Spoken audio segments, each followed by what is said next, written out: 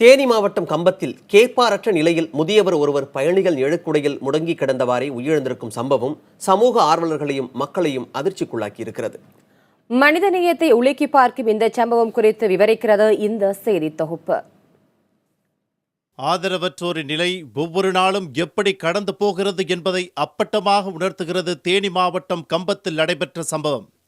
கம்பம் அரசு மருத்துவமனையில் சில தினங்களுக்கு முன்பு உடல் மிகவும் நலிவுற்ற நிலையில் முதியவர் ஒருவர் அனுமதிக்கப்படுகிறார். கேட்பாரற்ற நிலையில் இருந்த அந்த முதியவரை கரிசனத்துடன் மனித நேயத்துடன் தன் பெயரை மறைத்து அரசு மருத்துவமனையில் அனுமதித்து செல்கிறார் முகம் தெரியாத ஆட்டோ ஓட்டுநர் ஒருவர். அப்போது முதியவரை சிகிச்சைக்காக அனுமதித்த அரசு மருத்துவமனை பின்னர் அவர் நல்ல உடல் நலத்துடன் இருப்பதாக மருத்துவமனையை விட்டு வெளியேற்றி விடுகிறது.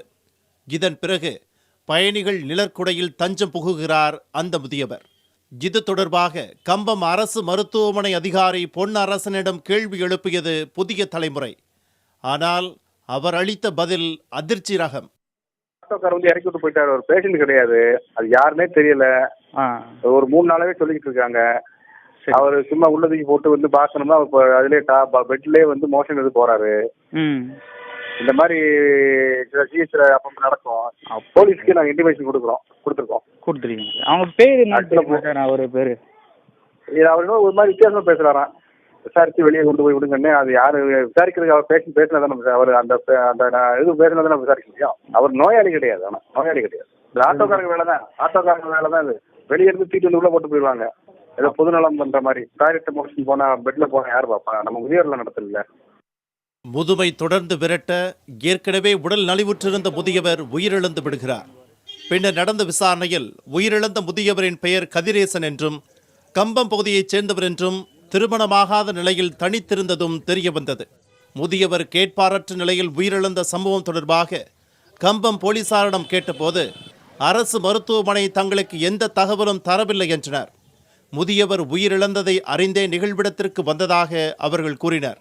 கம்பம் அரசு மருத்துவமனை அதிகாரி பொன்னரசனிடம் கேள்வி எழுப்பியது புதிய தலைமுறை.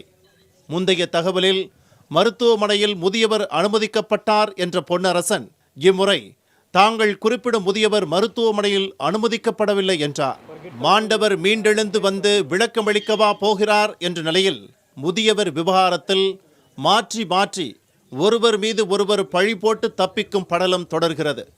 முழுமையாக நடைபெற்ற நிகழ்வு தொடர்பாக தேனி மாவட்ட ஆட்சியரின் கவனத்திற்கு கொண்டு சென்றது புதிய தலைமுறை.